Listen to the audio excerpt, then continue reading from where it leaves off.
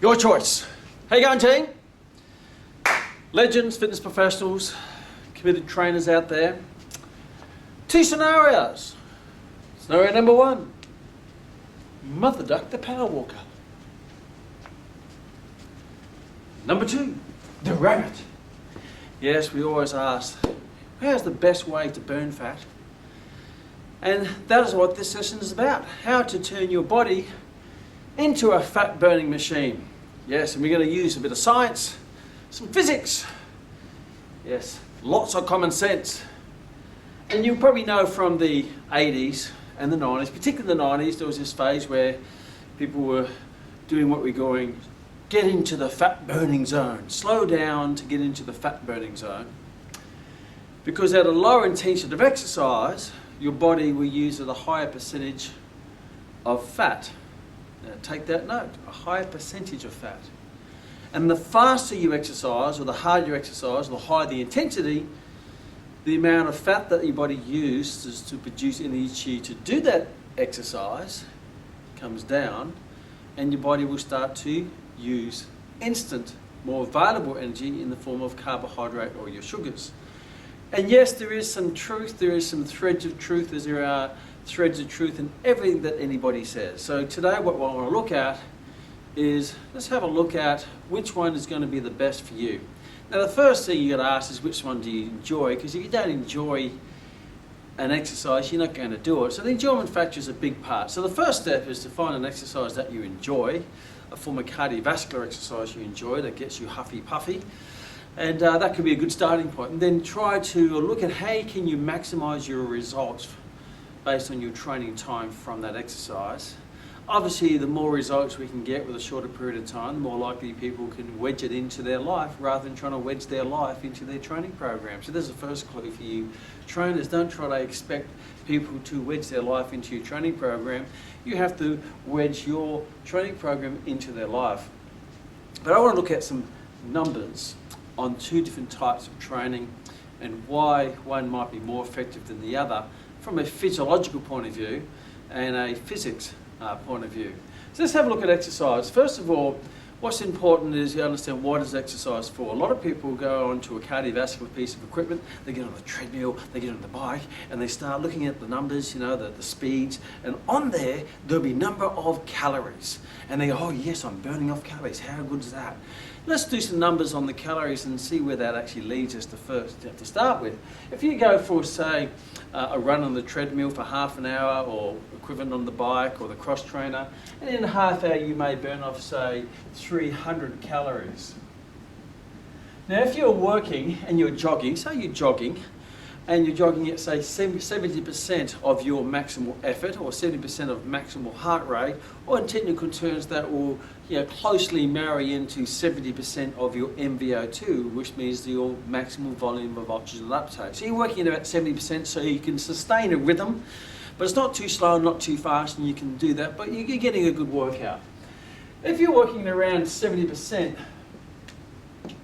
of your maximal heart rate, that's an M by the way, then out of those 300 calories, you find for the average person, now I'm not going to look at extreme elite people because they have a different physiology that's been conditioned. I'm going to talk about the average healthy person, not the extreme overweight unfit person, not the extreme super fit person. Let's have a look at the people in the middle, and then I can discuss those extreme situations in later videos, talking about the elite and how they train and how you could train the super obese. But if you're looking here at calories, you would probably burn off from a carbohydrate point of view versus a fat point of view. You burn off probably 200 of those calories will probably come from carbohydrate, and about 100 of those calories will come from fat, which is around about 30% fat, 70 or so percent carbohydrate. So in that 1.5 hour workout, you've burnt off technically 100 calories of fat. Now take into account how many calories are there in 1 gram of fat. Well, in 1 gram of fat, there are 9 calories in 1 gram of fat. Where in carbohydrate, there's 4.5 calories. As protein, there's 4.5 calories, as you already know. So if there's 1 gram, if we convert that into, therefore, how many calories are in 1 kilogram of fat? And if you look at that 1 kilogram, if one gram has 9 and there's 1,000 grams in 1 kilogram, then 1 kilogram of fat will have 9,000 calories. So let's have a look at that. 9,000 calories. Yes, that's a lot of calories, isn't it, when you actually think about it in the thousands. But however, there is a good happy ending here, by the way. Therefore, in that exercise session, you have burnt off, take off the 2, remember your mathematics, you burnt off 1/90th of a kilogram of fat. 1/90th. So if you go for, say, 3 runs per week, it will take you 30 weeks to burn off 1 kilogram of fat. Are you motivated? Oh yes, I'm just so motivated, I just want to sit down and eat a cheesecake. Yes, so when you actually look at the calories and you look at how many calories you burn overall, how many calories come from carbon fat, and convert that actually into fat and how long that would take, then that can be quite a depressing state. So here's the solution. Solution number 1, don't count calories, because it's not the number of calories that you burn that's important. It's how you burn them that is important. Because the important thing when it comes to cardiovascular training is not the calories or the distance. It's what it does to the physiology of the body. For example, I've used a power comparison. When I go into do a strength training session, and if I'm a weightlifter or a bodybuilder or I just want to tone up, I go in and what's the whole purpose of strength training? It's not to do as many sets as I possibly can. It's not to do as many exercises as I possibly can. It's not to work out in the gym for as long as I possibly can. The sole purpose of strength training is to get stronger. So your main goal when you go into strength training is to lift a heavier weight. Because if you lift a lighter weight for more and more repetitions and more sets through more exercises, it won't actually make any physiological change because it's not pushing the body close to its threshold. It's not pushing it to get stronger or lay down more muscle tissue. So to make the muscle stronger and lay down more muscle tissue, you have to seek or attempt to push the weight heavier. So put some more weight on the bar. So the point of strength training is not to get through the workout, but to get from the workout. The purpose of strength training is to stimulate the muscle so it will create a physiological change over the coming days or week. You don't get the strength gains on the day of the training. You get the strength gains in muscle tone or muscle size. It's delayed. It's called the supercompensation process. And I want you to take that basic philosophy and apply it to cardiovascular training. The purpose of cardiovascular training, whether it be on your treadmill, on the bike, or whatever it might be, the purpose of it is not to burn calories, not to do a certain time, but the purpose of it is to stimulate the body to change physiologically. So the purpose is how can I stimulate my body so I'm going to make my body into a more effective, more efficient fat burning machine as well as being fitter. So let's have a look at the things that stimulate it. Now, if I, for example, now look at doing low intensity exercise or cardiovascular exercise, which we call LSD, low slow distance, versus high intensity, say, interval training, for example, or high intensity cardiovascular training, what we may refer to as anaerobic threshold training, and I'll describe these as we go through future sessions. Then we have to say, which one creates a greater physiological change in my body? So if I go for a walk, for example, now personally, this is my personal opinion, I don't treat a walk as an exercise session. I treat it as a walk. I treat it as movement, just moving around, smelling some roses, and yeah, it's just good for the mind and the spirit and the yin and the yang and the cow that jumps over the moon. It also gives me a bit of muscular activity and circulation, which, don't get me wrong, is really important. But going for a nice slow walk at say 50 or 60% of maximal heart rate, or even lower than that for some, it depends how many seashells you pick up on the seashore, that is not going to stimulate a physiological change for you to get fitter, faster, and change your physiology. All that is what you're doing is you're using what you got, you're not building what you want. So going for a walk is just using what you got, and therefore you're not going to get any better, you're just going to be walking. And yes, you do burn off energy. However, if you go for a walk for half an hour, you're not burning off 300 calories, you're burning off about 150 calories. Walk versus run. So let's have a look at that comparison, walk versus run. And when I say run, I don't mean run, I mean it's probably run faster or walk faster, low intensity versus high intensity. And we'll look at interval training, which is sweeping the world at the moment, and I'm going to explain why that works. A lot of people know it works, but we don't know why. So if you go and look at, say, we'll go for a walk for half an hour, and I use a graph, because I'm a pseudo mathematician. In that walk, I may burn off, say, 150 calories in a half hour walk, walking at 6 kilometres per hour. I might burn off about 150 calories. If I turn that same time opportunity in my life, I've got half an hour, instead of going for a walk, and sometimes, yes, you do have to walk the dog and walk with your partner and have a conversation. That's okay, that's a bit of recreational movement. If I take that same opportunity and instead of walking, I run, I go for a jog, right? And I'm not saying you have to jog, I'm just using this as an analogy. And I say I jog, but this time instead of jogging at, I can't jog at 6 kilometres per hour, I jog at a good 12 kilometres per hour. So in that same time frame, I'm the same mass, weight, and I've got the same time. So if I'm going twice the speed, I'll burn off double the number of calories. Work equals FS, work equals force by distance, the old physics which you learned probably grade 12 physics. So meaning what will happen here is I will burn off double the calories. I'll burn off around 300 calories. Therefore, I'm doubling my energy expenditure, which is a good thing because I'm jogging. Now, in the past, in the 90s, and I was a part of this gossip spreading activity, we used to say slow down because you're going to burn a greater percentage of fat by walking. And we used to say, look, if you walk at at 56% of your maximal heart rate or maximal MVO2, about 50% of the calories, give or take, will come from fat. Now, understanding an elite athlete is going to be different. So therefore, what you're going to be doing is here is about 50% will come from fat, and about 50% will come from carbohydrate, which means your total calories here, you're burning 75 calories of carbohydrate and a massive 75 calories of fat. We've already done the numbers of how much 100 calories is and how long it would take. So when you look at that, you say, well, there's not that many calories. But again, as I shared, it's not the calories that count, it's how you burn the calories. If I look at running, now I'm going to be running at, say, 70% of maximal heart rate, therefore around about 30%, give or take, depending on the individual. I understand there's individual differences, but we're looking at that most of the people fit in the average.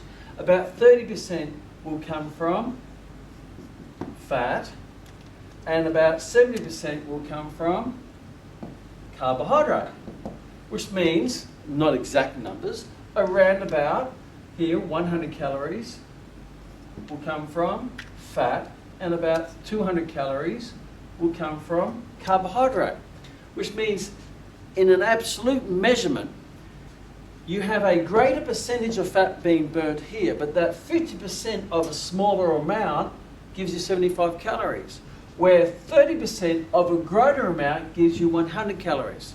So a bigger percent of a small amount is not better than a smaller percent of a large amount. And I use this with my students. I give you a choice. I'll give you 50% of the money in my wallet in my pocket or 10% of the money in my bank. And they all say, oh, we take the 10%, Kman, the 10%. I said, why's that? But I'm only giving you 10%. I'm offering you 50%. Well, 50% of, say, a bit of loose change in my pocket is not worth very much. It's a high percentage of a tiny amount versus a small percentage of a great amount. Do you want a bigger percentage of a tiny cake or a small percentage of a huge cake? So when you run, you burn off more calories, you increase the absolute amount. So yeah, you do burn off more calories absolutely from fat with a lesser percent. You also get a greater expenditure of overall energy, means you burn off an extra 175 calories of carbohydrate. So that way, that could contribute to you not overeating in carbohydrate because you're tapering the carbohydrate down from your exercise. So that's from a calorie point of view, but this is the most important thing. It's not about the calories, because even the calories there, it's going to be depressing when we actually start working out what those calories transfer into when it comes to amounts of fat on your body you're going to be losing. But here's a question. Out of these two, which one burns off more energy? Running. Which one burns off a greater absolute amount of fat? Running. Which one burns off more carbohydrate, which means it won't be converted into fat if you overeat? Running. Which one burns off a greater percentage of fat? Walking. But again, as you said, that's only one little measurement, and you do the numbers, it's not really worth the effort when you think about it. But this is the more important question. Which one of these two will make you fitter? Going for a walk at a really low intensity, or going for a run at a higher intensity? And the answer is obviously which one will make you fitter, which will provide a greater stimulus to create physiological change, which one will actually start to oxidize your systems and increase your efficiency in your body. Yes, the running will.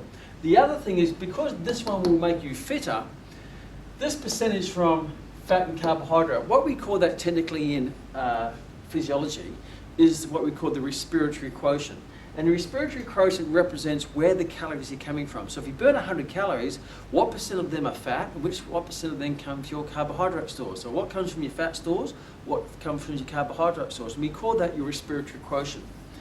Now what we do know is the fitter you get, your respiratory quotient changes. So for example, if an average person who at rest will burn around about 1 calorie per minute, and an average person of average health will probably burn 50% of that calorie will come from fat and 50% will come from carbohydrate. So the average person will have a 50-50, they'll burn fat and carbohydrate. An unfit person who's unfit, an unfit person who's unfit, of course, what they will do, they will be what we call sugar burners. So they will start to burn more sugar and then fat. Hence, when you get unfit, you tend to put on fat easily and you find it hard to burn off because you burn sugar off. But a fit person, they become very efficient at burning off the fat and sparing the carbohydrate. And the reason for that is because, as you probably notice, we have limitless ability to store fat. So we're never really in a position where, oh no, we have to really be careful because we're running out of fat. No, what we do tend to run out is carbohydrate, or in the storage form it's called glycogen, because we only store around about 400 grams. So as you get fitter through preservation of life, the body tries to hold on to the carbohydrate until it gets its next feed, but you've got plenty of fat to get through any form of famine or tough times or whatever it might be. So when you look at these two, which one will get you fitter?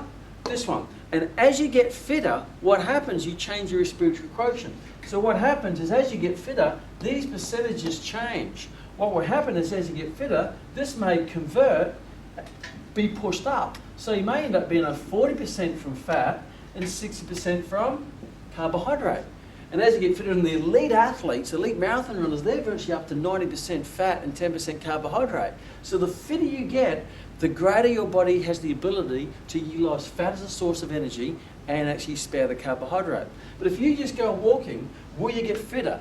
No. Will you change your respiratory quotient? No. Will you turn your body into a fat burning machine? No. So all you're doing is you're using what you got rather than building what you want. And what you want, if your goal is to burn fat, is to turn your body into a fat burning machine. And the best way to do that is to get fitter. That's why fit athletes, they tend to eat whatever they want because their body just burns it off. So always pick the exercise session if you're treating as an exercise session.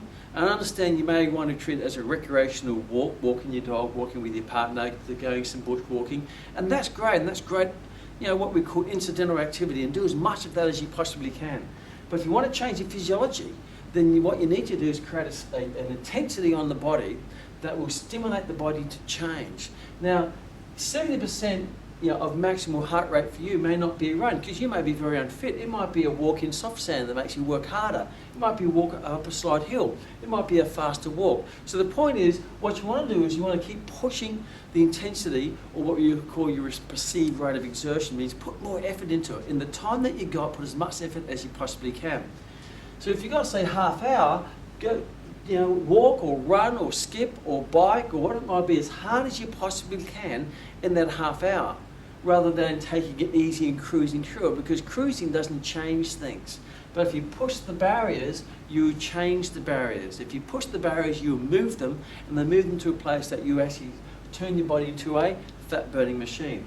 Now there's different ways to do this. We call this, if you really want to push this, say it's 70% of max heart rate and you want to take it up to 80 to 90% of max heart rate, or 8, 9 out of 10 as a measurement of perceived rate of exertion, means you're really pushing. We call that anaerobic threshold training. We call it anaerobic threshold because there's two energy systems. One's called your aerobic energy system, which requires oxygen, and you can go in the aerobic system for long periods of time. And there's the anaerobic energy system. Anaerobic means without oxygen, and that's the energy system where you're really sprinting or you're running really hard or cycling hard, but you can't go for long, but you get that lactic acid build up in the muscles and you start to really puff and you can't go for long. You can go fast but not long and you're fatigued with jelly legs. That's the anaerobic system, and they're almost like a gear change between the two.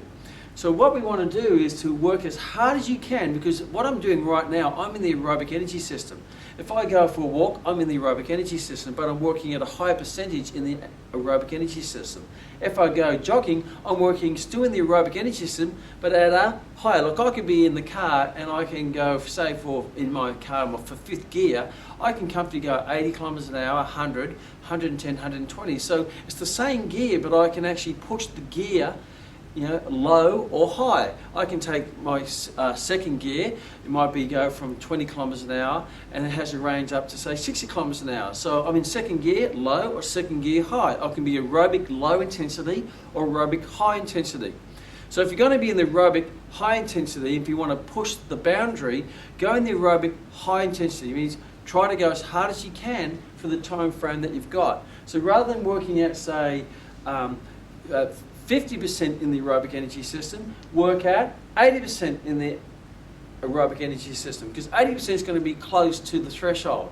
Now, it may be once you get to 80 to 90, then you start to enter the anaerobic threshold, and that's when you start to fatigue. So anaerobic threshold training is where you are pushing, where you're puffing, and technically it's where the accumulation on the lactic acid is equal to the removal of lactic acid, because lactic acid makes you fatigue. So if your removal is the same as the accumulation, but it's on that peak, you can keep going. It's really tough work, but you can keep going. And that will actually get you fitter, because that will push your anaerobic threshold higher. So you'll be able to perform more work or faster or go up more hills and burn off more calories and get fitter. And most importantly, you change what we call the respiratory quotient, meaning your body will start to tap more, become more effective and efficient at tapping into your fat stores, because they're rich energy in fat. But the body may not be fit enough to tap into it, and start sparing your carbohydrate stores. Now let's have a look at interval training, and why interval training is a great alternative to maybe LSD training or long slow distance training. For example, if I look at even a case where someone's going for a jog, and I'm not going to count, I'm going to go through calories because I think counting numbers sort of puts things into perspective. I'll use this for an example. If I go for a jog, it's not a hard jog, but you see people in there jogging and they're, hello, Ma, how you going there? And they're running around, oh, here's a Rose. So it's a good jog. They might be jogging at around about 60 to 70% of maximal heart rate, and they're going to be jogging for half an hour. So if I'm looking at a jog, and I'm not pushing that threshold, therefore it's a recreational jog, I might be burning off 300 calories, right? And if I go for a jog, how many times does the average person jog per week? Let's say 4. They intend to 5, but they come down to 3. So let's say 4 times a week. And in that week, therefore, they burn off 1,200 extra calories in that week from that jog. And if it's a jog which is an easy jog, not a hard jog, you're not really pushing that threshold, then you're not going to really get any fitter. So in that week, you burn off an extra 1,200 calories. If you do the calculations on that, and then look, I've got a calculator over here, and I like calculators because the truth is in the numbers. So let me grab this calculator. Technically speaking, in that jog, 1,200 divided by how many calories in a kilogram of fat? Yes, you remember, 9,000. So therefore, I've burnt off 0.13 of a gram of fat. No, I haven't. Yes. Well, I'll even go even further there, because I made a slight little technical error. Because out of that 1,200 calories, it's not all going to be fat, is it? There's going to be a good percentage of that will be carbohydrate. So for someone who's unfit, there's going to be, say, 30% of that will be fat, and 70% will be carbohydrate. So let's have a look. 0.7. I'm doing this in front of you, so no, I'm not dodging the numbers. Times 1,200. So from a carbohydrate, I've burnt off an extra 840 calories, which means the remaining 360 calories had come from fat. Therefore, in that week, I've got 360 extra calories burnt off, apart from my daily life activity, which is just living and doing what I do, divided by 9,000 equals 0.04 of a kilogram of fat. 0.04 of a kilogram of fat. Not really motivating, is it? And the important thing is this doesn't really change your respiratory quotient. It will maintain it, it won't go backwards, but it won't change it. It won't increase your muscle density. It won't really increase your metabolism, it may maintain it. So even though you think you're doing a fair bit of work, 4 runs a week, and you're getting puff, and most people, they go for a jog and that, they also have an eating plan that helps them lose weight, but the exercise itself is not doing a lot. Don't get me wrong, it's still healthy for you because it cleanses your blood vessels and keeps your heart pumping and oxidizes your muscles. So there's lots of good stuff. It's lots of good stuff. But what it's not doing is it's not actually converting you to a fat burning machine. Let's have a look at another scenario if we start to do interval training. So if we start doing what we call high intensity interval training, HIIT with a double I. Now in a HIIT session, you may not go for half an hour because obviously when you're training at that intensity, you can't go for very long. But really going for long doesn't really make a huge difference anyway, unless you're a marathon runner or a Tour de France who burns off 6,000 calories a day. So unless you're one of those extreme runners, these shorter runs aren't doing a huge amount when it comes to contributing to the overall energy expenditure throughout the week. When you look at it, because there's so many other, say 4 runs, it's 2 hours, that's 168 hours in the week. That means you've only really been exercising for 2 hours out of 168. So you still got 166 hours, you're not really doing that type of intensity, where your metabolism after this will go back to where it was. Your muscle density will stay the same, your metabolism will stay the same, your respiratory quotient will stay the same, your fat burning capacity will stay the same. Basically everything stays the same. We call that just a fitness type maintenance program. Unless you're really unfit and you go for a jog, then it's hard work. But I'm taking into account this is someone who can do it comfortably. I see a lot of the weekend runners and the morning runners, and they're jolly, but nothing seems to dramatically change. If you go down this path and start doing some high intensity interval training, what you're now doing is this side here, going for a jog, you may be jogging between 60 to 70% of maximal heart rate. So that's a comfortable place to be, and you can maintain that. Because in high intensity interval training, and I'm going to go a bit more into detail how to construct these types of programs, your interval work, the amount of work that you do, will be anywhere between maybe 1 minute, 2 minutes, 30 seconds. So it's really short and it's really fast. So you hop on the treadmill, you jog, then you go sprint, and then jog, recover, sprint, and jog. But you try to sprint as fast as you can or as hard as you can, whether it be on the treadmill or on the bike or the cross trainer. You might be sprinting up a hill, then jogging down. This afternoon I was driving around, I saw this guy, he's sprinting up this hill and he's just puffing and puffing, and he was definitely well above 90% of his maximum heart rate going up the hill, because when he's at the top he's going like this, and then he walked down and off he went again. So when you look at that and you do repeat bouts, so there's a rest interval and a work interval, and in that work interval you work as hard as you can, which is relative to your position with fitness and what your goals are. And I'll go more into detail how to construct these programs. I'm keeping the calculator because I'm going to do some more exciting numbers for you. So just say, for example, a high intensity interval session is only half the time. So you're only going to do that for, say, 15 minutes. And the great news with this, and minutes is spelled something like that, the great thing with this, you can do it for this as little as 5 minutes, and it's going to make a significant difference. If you do a jog for 5 minutes, yes, you'll feel good, it'll cleanse your thinking, but it's not really going to change your body. But if you do, say, something between 5 to 15 minutes of high intensity work where you're working now up 90% or at least 80%, 90%, 95% of maximal heart rate, or 90% of maximal effort. You know, you really out of controlled puffing, where this is completely controlled puffing. because the intensity is up, you're really stimulating, you're really driving that anaerobic threshold up. So you're really pushing the boundaries. It's like going in the gym, and this is going in the gym and picking a really light, comfortable weight and just going through the motions, and well, that's nice and easy. This is like going to the gym and picking a heavier weight and really pushing it safely, not where you're going to hurt yourself, but pushing it really to its potential. Which one of those types of weight training programs is going to make a significant change to your muscularity, your muscle density, your strength, your muscle size, your bone mineral density, your tendon strength? Of course, it's where you're going to be pushing safely, pushing the boundaries safely. So even though you're not doing a lot, the intervals that you do, they may be 5 intervals, they may be 10 intervals, there might be 7 intervals of 30 seconds or 1 minute. And again, we'll go into the structure of that a little bit later.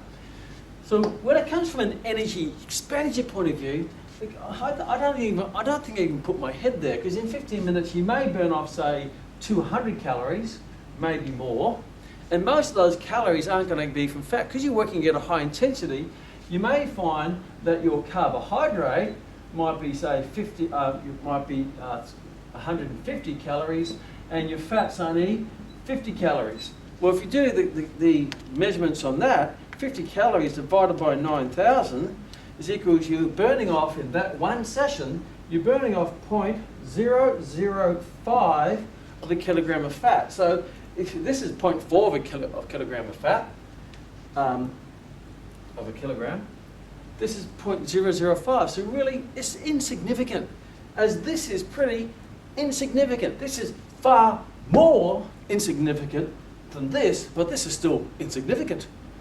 But this is the important thing, and let's have a look at an average person. And I hate using that word average, but it's just a good place to start at.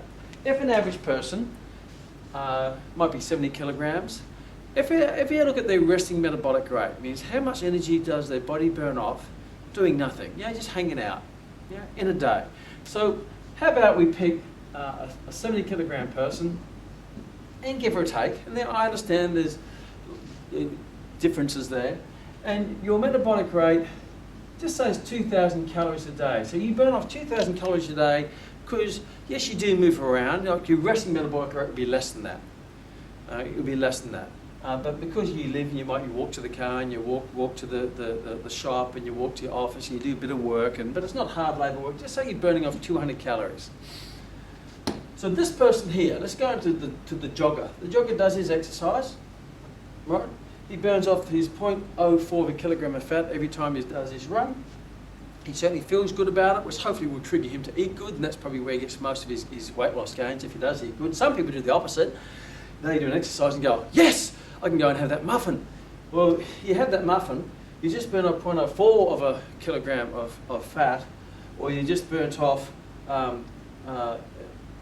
obviously across the week, that's across the week, across 360 calories, but you go and have 4 muffins, of which are 500 calorie muffins 5 days a week, because they're double chocolate chip muffins, because it makes you feel good. Let's have a look at this scenario. So again, it's insignificant. But this person, his metabolic rate's not going to change because he's not really changing his physiology through his training. So when he's not exercising, his metabolic rate goes back down to 2,000 calories per day. So really, it's going to be a hard yard to actually get some weight loss or fat loss. If you have a look at this particular person, 2 things are going to happen. Right? 2 things are going to happen. Number one, they're going to get fitter, but because they're training at a high intensity, their muscles are going to be working harder at a greater intensity. So there's going to be a natural, more of a load, more of a stress or tension on the muscles. Rather than walking, now you're running. There's more impact, you're doing hills, there's greater resistance. So your body's going to naturally lay down a little bit more muscle tissue all over to accommodate, to get better. Like a car, it adapts to the workload. If the workload's higher, the engine will slightly grow and modify. So what will happen for this side, this person's resting metabolic rate will stay the same. Nothing will happen. This person's resting metabolic rate will go up because he's working at a high intensity and he's going to be changing a bit of muscle composition. So just say his metabolic rate goes up by, I say 10%. Let's make it 10%. I better still. I'll be a pessimist. Let's say it's only a 5% increase. So it's only a 5% increase due to the fact that he's loading up his body more. So this person here always continues to burn his 2,000 calories. So what I'm going to do is I'm going to separate these 2,000 calories to the jogger and the runner. So the 2,000 calories here for the jogger, and he has a respiratory quotient of 50-50, means 50% of the energy comes from fat and 50% comes from carbohydrate. So in a day, this person, carbohydrate will burn off 1,000 calories, and he will burn off in fat 1,000 calories in a day, because he hasn't changed his respiratory quotient, he hasn't changed his number of calories he burns or his metabolic rate, so it hasn't gone fitter. He may burn off an extra 1,200 calories across the week, but across the week where you burn off 14,000 calories, because 2,000 times 7 is 14,000, and you burn off an extra 1,200. If you look at from a fat burning capability, it's going to take a long time to get through a kilogram of fat, which consists of 9,000. So essentially, that's what's basically happened. Not much at all except when he's exercising. Nothing's happening except when he exercises. Let's have a look at our interval trainer. So let's have a look at what happens. Let's say his metabolic rate goes up by 5%. So now instead of burning 2,000 calories a day, he now burns 2,000. If you look at 5%, 10% is 200, 5% would be 100. Now burns 2,100 calories a day. So just by doing high intensity training, his metabolic rate goes up. So he burns off an extra 100 calories per day. If you accumulate that over a week, that's 700 calories. If we look at now what happens, as he gets fitter, what's going to happen to his respiratory quotient? His respiratory quotient will change. So let's say we're over here, our jogger, it's 50% fat, 50% carbohydrate. Now, because this person's getting fitter, these percentages will change. So instead of 50% and 50%, his carbohydrate may go down to 40% because he gets more effective at burning fat, his respiratory quotient changes, and say that his fat goes up to 60%. So if we do some calculations on that, we're going to work out what exactly happens. So now what we've got is his carbohydrate, 42,000, so we've got 2,100 times 0.4 is equal to, he burns off 840 calories per day in carbohydrate, and if you look at the fat at 0.6 times 2,100, 0.6 times 2,100, that equals 756 calories, 756 calories of fat. What does he do to burn off these 700? Nothing. So essentially what's happened compared to the 50-50, here we've got, I think I've made a little bit of an error, yes I have, 0.6 times 2,100 equals, my apologies, 1,260. 1,260. So by getting fitter, the person who's doing interval work burns off an extra 260 calories a day in fat by doing what? Nothing. An extra 260 calories of fat in a day by doing absolutely nothing. Because what we've done, we've increased his metabolic rate, and we've also improved his respiratory quotient. He exercises for half the time. However, he gets an extra 260 calories burnt off every day from fat from doing nothing. I don't know about you, but I find that super, super exciting of fat. So what we've done here is we're starting to convert this person into a fat burning machine. If his metabolic rate, if you work a little bit of strength training on top of that and really get the muscle density up, and we take this up to 10%, then what we've got now is, I'll do some quick calculations for you based on increasing your metabolic rate by 10%, which is not that much, because I remember I've taken a pessimistic look at it. 2,200 calories now per day, which means if we go by 0.4 times 2,200, 0.4 times 2200, is he burns off 880 calories of carbohydrate, but the exciting bit is 2,200 times 0.6. And again, 0.6 isn't super fit. It's 1,320 calories come from fat. So he's burning off the equivalent of 320, I'll drop my calculator, 320 extra calories a day just by getting fitter and stronger. 320 calories a day is equivalent to a run. So this person is actually going it for a run every day without having to go for a run because his engine is more revving up. It might be a little bit bigger if it's a male, but it's going to be more toner and it's going to be more revved up if it's a female. So when you're looking at jogging versus high intensity, this here is changing your physiology. Jogging is just not changing your physiology. The only time you get energy expenditure is when you run. We've done the calculations of that. It doesn't add up to very much. High intensity training, if you do the calculation of the energy you expend doing it, it doesn't add up to much. But it's not the calories that you're burning, it's how you're burning the calories. Because how you're burning the calories will determine whether you're changing your physiology into a fat burning machine, which is over here in the high intensity, or just maintaining what you got. So when you train, whether it be strength training or cardiovascular, think this. I'm here not to get through the workout, but from the workout. I'm here to stimulate my body to be better, more effective, more efficient. A greater fat burning machine tomorrow, or a stronger lifting machine tomorrow if you're doing strength training. Because all these changes along the way will make a significant difference when you look at 320 calories multiplied by 7 days. You're looking at just over 2,000 calories extra expenditure per week. Now 2,000 calories extra expenditure per week is a loss of 1/4 kilogram of fat.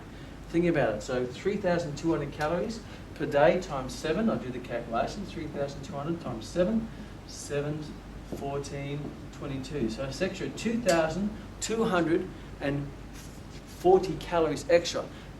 Burnt off by doing what? Not when you're exercising, but when you're laying and sleeping, when you're laying on the couch reading the book, or when you're walking the dog, wherever it might be, you're burning off more energy.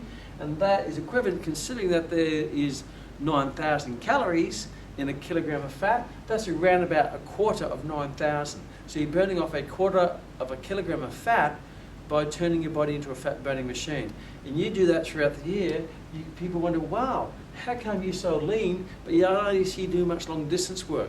If you look at, for example, in sport, if you go to the Olympics, for example, and I asked a lot of people this, if you picked the physiques of a couple sports of competitors in the Olympics, which sport would you pick their physique?